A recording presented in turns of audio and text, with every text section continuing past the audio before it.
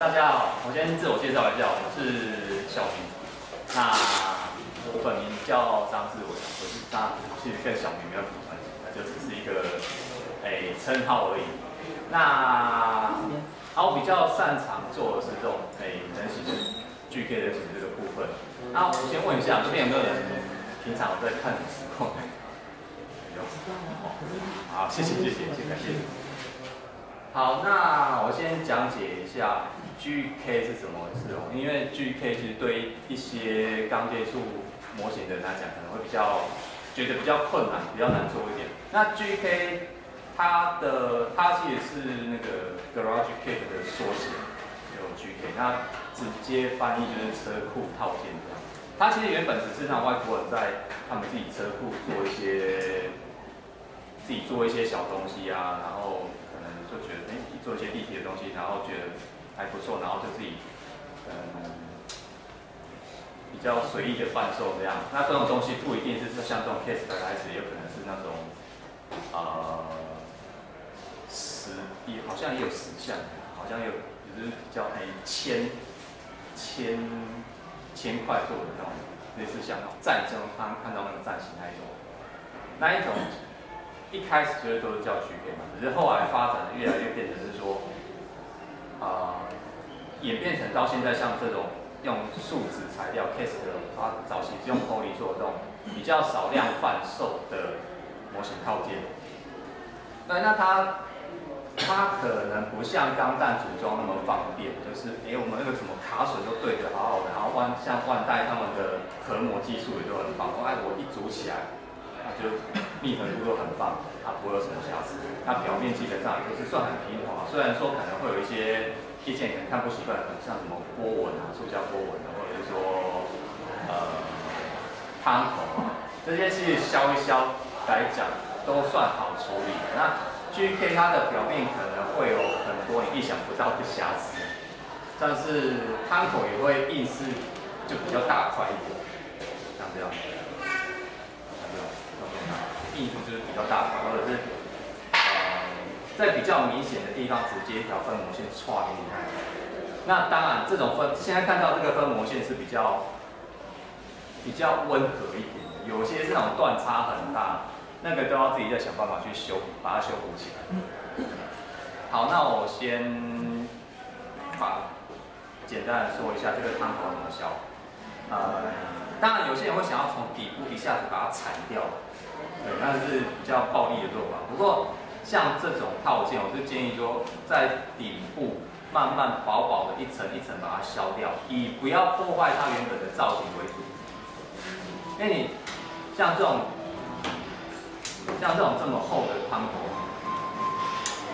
你硬是要从底部铲掉的时候，可能用力道用的速度，可能把它刮死。那到时候变成是说这边要去拿那个补土去把它填补起来。也是又多一道工序，麻烦不要去整自己，对自己好一点。那我们在试着做组装之前，先把一些会妨碍我们组装的汤头先把它给处理掉。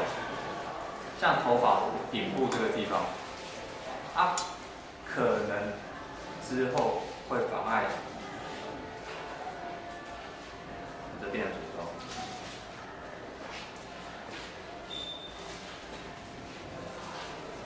我们先把这边给削掉。当然可以的话，就建议把汤口全部削掉，再做打桩的动作。像这样，刚刚讲顶部慢慢一层一层薄把它削掉。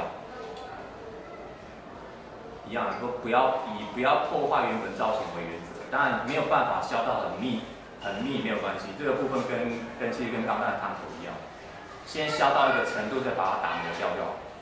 好，有没有想试试看？有没有想直接试试看？1、2、3，好，都没有，算了，自己下。我拍你。好了，那个一样，我们慢慢把这个削掉。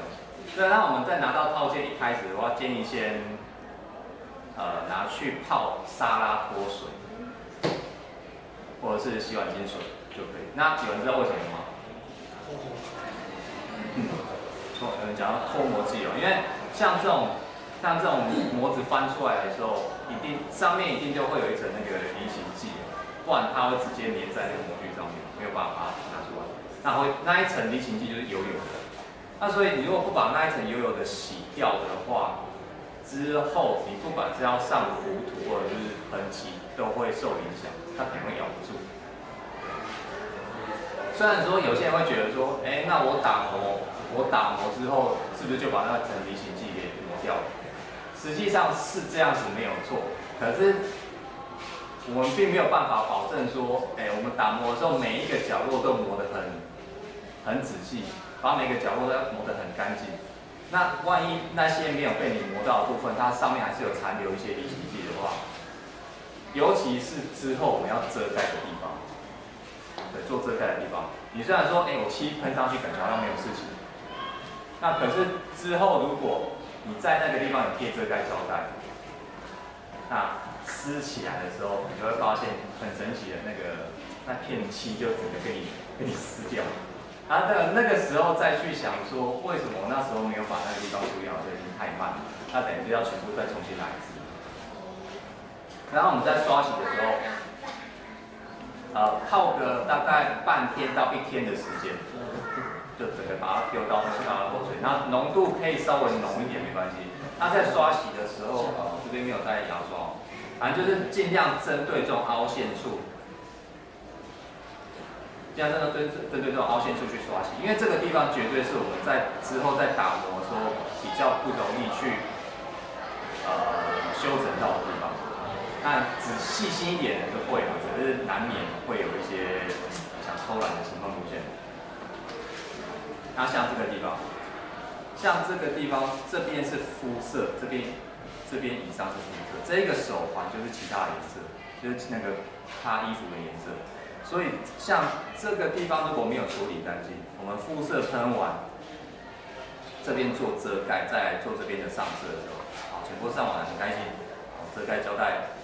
把它撕掉，你会发现那个肤色的部分被撕掉一层，你就会觉得尤其是肤色被这样整掉的时候，通常都不会太开心了。然后这个东西又被丢到角落，这样子不是很好。好像这边这一块卡榫的上方就有那种妨碍组装的钢管，这个一定要把它铲掉，不然到时候卡进去的时候一定会有一层隔阂在。好，那我这边讲一下打桩的时候要注意什么地方。打桩的时候，讲一个最简单的，就是我们钻的点是零件接触面的中心点。当然这样，我知道这样子讲一定很模糊，然后中心点去哪里钻？那如果真的比较抓不到中心点的话，其实我们可以做一些辅助的方式。我们可以先钻好其中一边，那或者是我先做记号，然后我待会再用直接钻中心点的方式给大家看。那最容易做记号的方式就是我们一般讲那种十字定位法。当然不一定要十字的，不一定说我这个垂直一定要很长，就是两条线有个交叉的点，这样就可以了。那我们做记号的时候是跨越两个零件，注意这边的要衔接，因为到时候我们是直接延续过去。然后前面的可以看一下，这边做一个记号，这边也做一个记号，这边做记号，这边也做记号。那我到时候这样连接起来两条线就有一个交叉点。那像这种凹陷处啊，不能说你在画的时候手尽量直一点，因为我们没有那种尺说我可以这个把它服贴的这个凹凸面把它，那样大腿这边就比较，大腿这边相对来讲应该比较滑，不像那种凹下去的地方。好，那我们要钻的孔就是交叉的点。那我们这边用的是那个1.5mm的钻头。那铜棒的部分有做。那我这次带的铜棒是，就算是适合这一组套件用，所以比较粗的砖头跟砖我就没有带过来，因为这个其实没有必要用到那些。我们钻的时候，像我刚刚讲的，我们除了找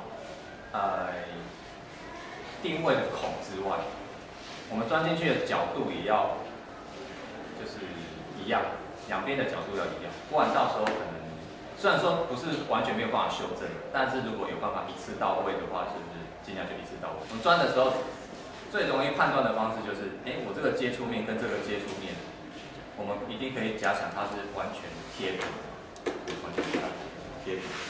所以那我们在钻的时候，两边都是垂直于领先接触面，这样子角度基本上是不会有误差。那这样的时候，先确定好位置，稍微弄一个，也算是做个记号出来，等下比较不会整个歪掉。那在钻的时候，尽量让这个面容易，就是让自己容易判断说这是不是垂直的那个钻进去。还有我们在钻的时候，不要看单一的面，就是偶尔换一下位置看一下，是不是其他的面也是那个垂直的。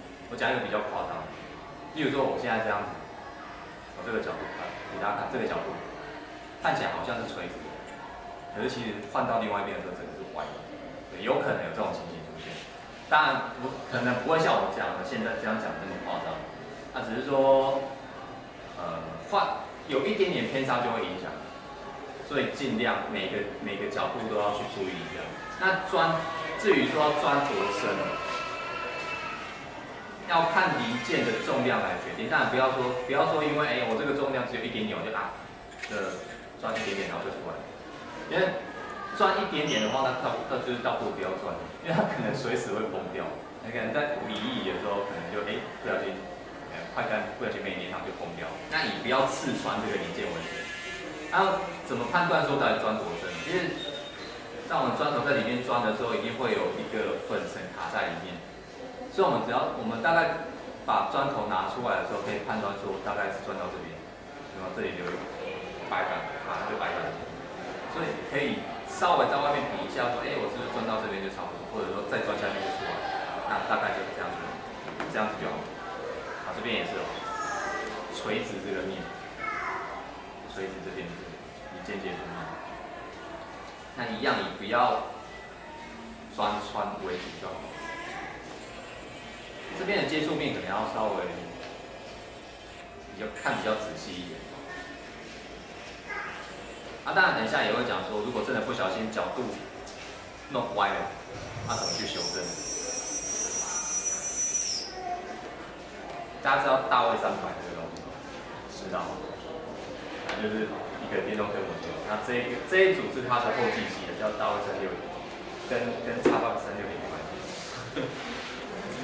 然后就不能玩，只能用在这种地方。360听起来就很厉害。转圈圈吗？好，我们在用铜棒，我们在踩铜棒的时候，要怎么去比较踩到刚好的量，不要多踩或者少踩。那凹陷的地方先不管，我们看这边，全部压进去之后，用指甲稍微抵住，抽出来。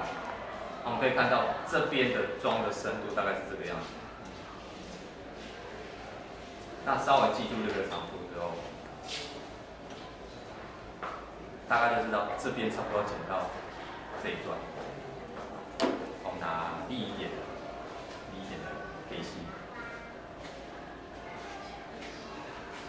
如果真的不小心剪太长的话，就基本上就是慢慢把它修掉，是无所谓的。只是说怕浪费。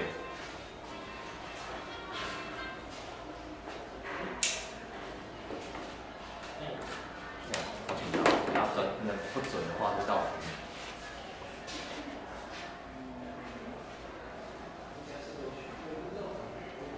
是 OK 的，还好，开玩笑，就这样。那我们打完桩之后，总不能说让这个桩一直在外面，哎，到时候全部打完，结果这个桩不知道是哪一个，那个桩不知道是哪一个，对，然后到时候又再重新全部去找一次的时候，这样很麻烦。那所以我们打完桩的时候，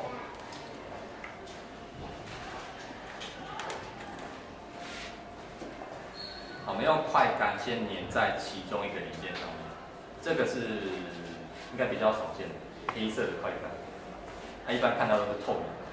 啊，这个快杆它比较算是工业用的，它是针对一些工业环境的设计，是耐高温、耐潮湿，然后又防震。然后后来就觉得，因为之前用一般的快杆我自己有崩裂过的情况。当然崩裂完的心情当然不太好，所以就找了这一种。那我们涂的时候，一般我们装，像你会怎么粘？你会怎么应该是先涂上，再把那个塑胶胶滴在那个孔里面，把它压进去。对，好，这个，我以前也是这样子用，然后后来我发现说。如果桩本身的口径跟我们砖头的口径很像的时候，很接近的时候，并不是说塞得进去哦，可是你在塞进去的那一瞬间，那个快杆整个被压出来，对，被压出来，有很大一部分会被压到里面，里面还是会有没有错，可是相对性来讲，它咬到的部分就少很多。那所以我这边就是提供一个方法，可以拿这种大头针，当然不一定要大头针啊，我们可以拿。比这个口径小的线或者像这种铁丝也可以。先把快杆整个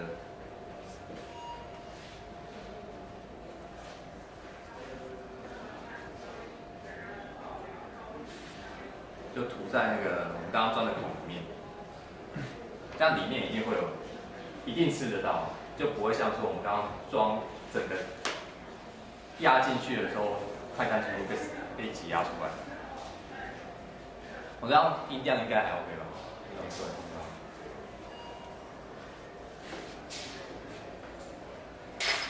那当然也不要涂太多，因为太多的话，你装在塞下去的那一瞬间会整个冒出来，你要到时候又要把它清掉，就比较麻烦。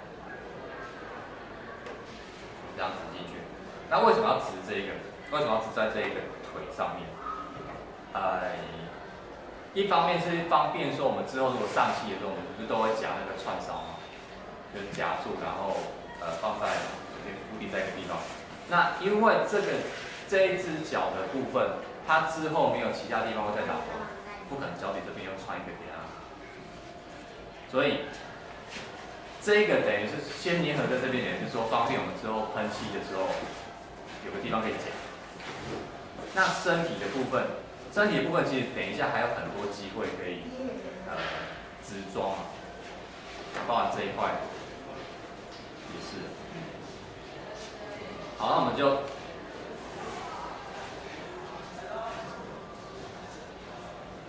打完桩的，像我们这样粘完的时候，先把它跟另外一个零件做结合，让它固定在那个位置。因为有时候我们在钻的洞，因为可能手会稍微晃一下，不小心让钻的孔变得比较大一点，所以其实你知道装在你的那个孔放在塞进去的时候会晃动。那万一你晃动的幅度刚好是摆到一个跟原本这个另外一个零件的孔是接不起来的位置的话，那又比较麻烦一点，所以。在我们粘完的时候，把它放回去，跟另外一个零件做结合，让它固定在它们可以完整的连接的地方。好，继续。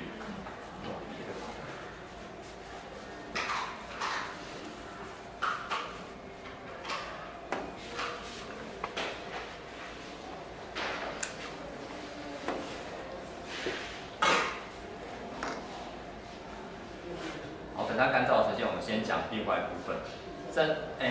昨天我自己在稍微看一下的时候，有发现说这个身体，它这边的分件是这样，身体跟永液部分是分开的，可是因为它造型的关系啊，这边是一个凹槽，它把它泡在这一块上面，实际上现在是泡不太进去的。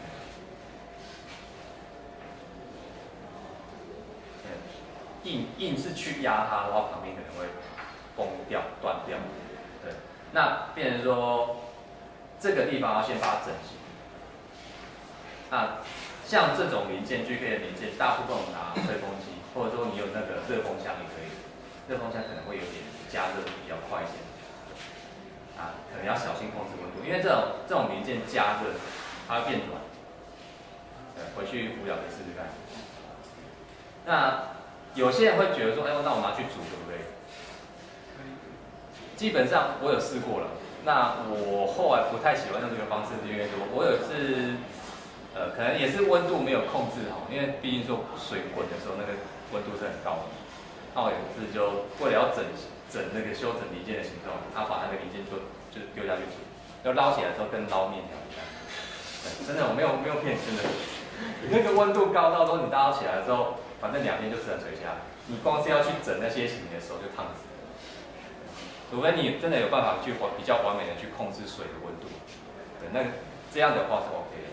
然后再来就是，我那次除了有这个情形之外，可能也是因为过热的关系啊，造成零件可能有一些损伤，它里面有一些材料的，就发生一些变化。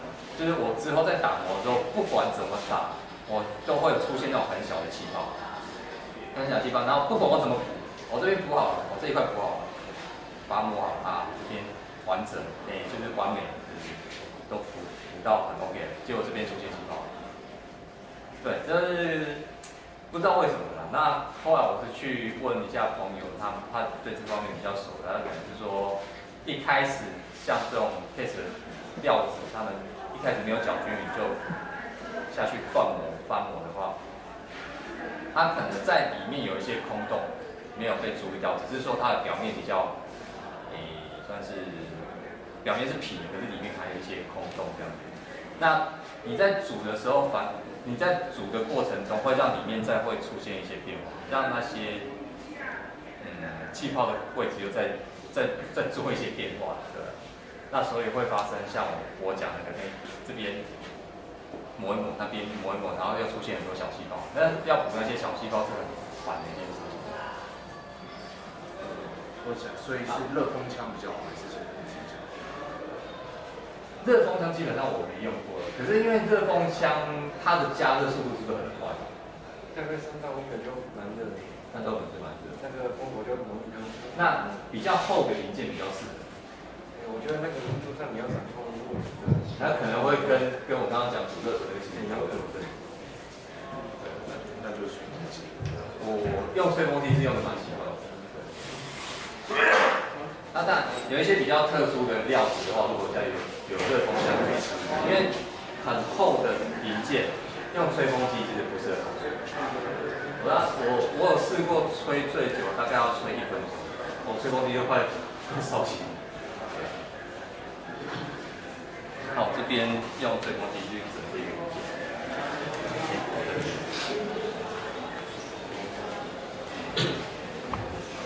帮我拿那个箱子。哎，对，对。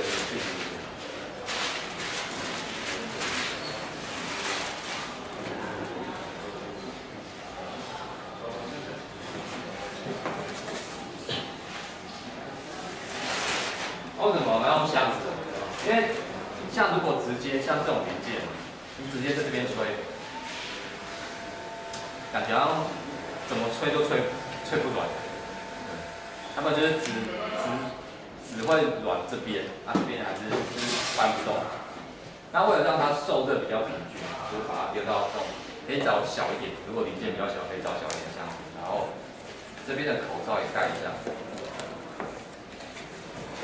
让热风在里面不滚，不要让热风散出来，那它的受热比较平均。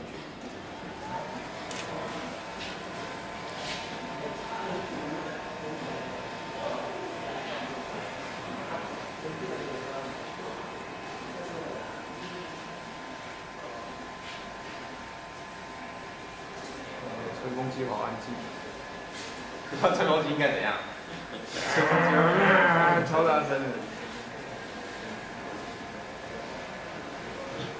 然后像吹风机这样子在吹的时候，可能也要小心吹风机，让它适时的让它冷静一下，因为你让热风再灌下去，它热风还是就是会一直回流的。它有时候可能不小心吹开久的时候，会闻到一些烧焦的味道。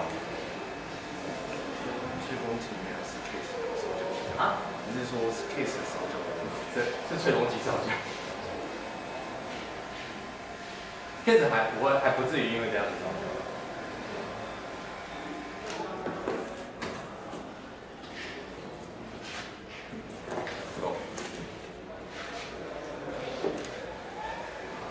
对啊，那除了带这个东西打桩做示范之外，然后有带了一个昨天才完成的作品。对，那想说跟大家分享一下，因为毕竟做模型还是要有一个完成的东西出来给大家看，大家比较想知道说，这个东西到底在干嘛？啊，如果纯粹只是打桩这样，那我打完之后还是白白的，这是什么？对啊。比较，趁这个时候赶快把它凹进去，因为跟空气接触之后就会慢慢冷却。那像这种零件，其实比较没有办法说在涂装之前把它做分解，因为我刚才示范给大家看，其实它塞不进去，它没有办法在这种冷却的状况把它塞进去，所以变成说，就算你把它做分解。你到时候上完色，就你发现塞不进去，啊，完蛋了。那个时候再去调整，已经会来不及了。那当然小幅度的调整是可以，并不是说不行，只是说像我刚刚凹的那个程度，你大概一凹下去，漆膜可能就会崩裂。所以在我们在做上色涂装之前，也要先规划一下说。这些零件我们要怎么弄比较方便？我们之后上色，包含最后的组装，总不能说我们辛苦上完色，结果组装组不进去，那真的会哭出来。如果想要加速它冷却的话，其实可以在刚刚我们压好确定位置之后，拿去冲冷水，它冷却速度会非常快。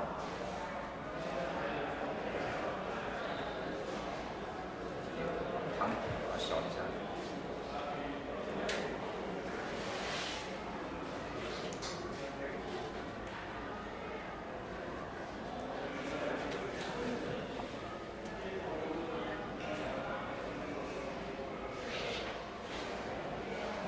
我现在讲到这边有什么问题？想要问有没有想要实际试看打桩的快感？那如果说有那个，就是表面是打2支桩的那个画线的话，其实跟刚刚也是一样，只是不一样的两条交接线，是这样子。对，可以这样子。那还有一个方式就是，像我这个，像脚底这个部分，我脚底跟底做的桩，这边有2根，这边1根。那一定有没有觉得说，我要怎么打位置会比较正确？我们先弄好其中一只脚，这边的桩，因为其实我们很难在这种黑色亚克力上面做像用铅笔还是这种东西做记号。你如果就算想要把它破坏，那到时候亚克力表面就不好看。那脚的桩可以先钻好，脚桩可以先钻好。那亚克力这边的桩。我们可以先确定一个位置，先把其中1根桩钻好。那我们家里可能会有线啊，或者是铁丝之类的。把线固定在脚底后脚跟这根桩跟前面这根桩，把它拉一直线出来，最好是整个拉到孔出来，线的位置也把它固定。因为最主要是一个是我们要确定打桩的位置，一个是方向，一个是距离。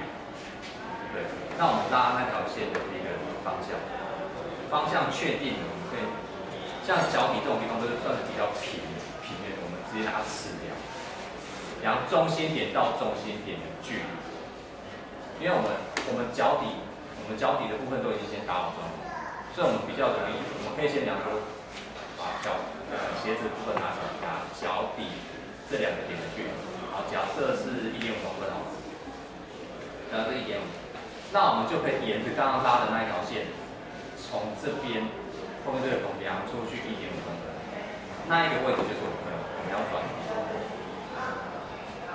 好，那这一只脚刚确定，另外一只脚先不要急着打，另外一只脚就不要急着打，因为虽然说我们在修正完密合度的时候，可能觉得说，我位置都确定了，为什么不能打？我们可能最后在粘合的时候，会再有一点点就是变动，因为在我们还没有真的完全粘死的时候，但只是做夹组的情况下，它的位置可能会稍微，比如说你这样站上去，它这边可能会稍微偏一点点，偏左边右边偏偏都会偏，那也不知道说那个地方是不是正确的位置，所以在真的你当脚底的地方，脚底桩一样可以先转。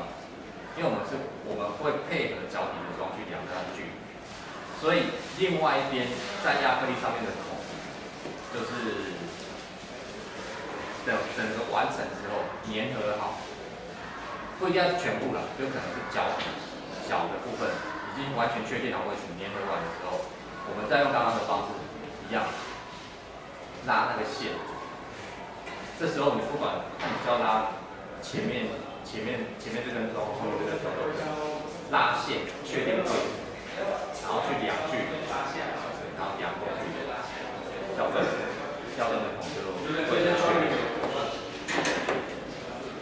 那后面这个孔是一开始没有钻进，没有都钻进去，还好它是在后面，可以藏起来。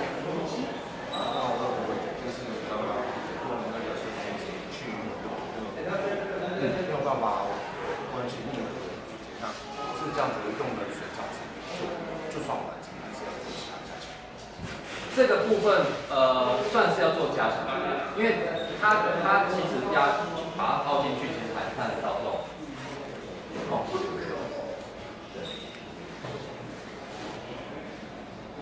好，那现在问题来了，我既然没有办法做分件，因为我们刚刚规划的结果是说，我分件上色完，其实这个地方套不进去，没有办法做分件。那变成是现在这个地方好像又拔不出来，那我等一下就把它，可以要把它推到拔出来。那这个地方，你在压去粘合之前，旁边先粘上一层糊。钢弹的无缝的溢胶法，知道吗？然后大概讲解一下，就是对两个零件结合一定会有中间这一条缝。那我为了要消除中间这一条缝，所以我在接触面的地方涂上那个模型胶，然后把它压进去，那模型胶是会溢出来，一个再把它磨平，它中间就会有条缝。那同样的，这边我们用同样的原理。让那个糊土稍微挤出来，再去修正这边的形状。那可是我们这边并不是说要把这条缝完全消掉，因为我们这边毕竟还是肤色跟泳衣的交界处，所以一定会有那种肉稍微陷进去泳衣的那种造型。我们要把那个造型再修，只是说我们不要让它的那个零件的之间的缝这么大一条。这样很奇怪。我们在修正的时候，都是要以这个物体的合理性来做判断，不管在修正什么。然后这地方能规划的部分就是先把它粘合、修正好，之后再上色的时候做一下遮盖。这是比较可行的方式，因为如果是一开始那个状况。我再把脆头拿出来。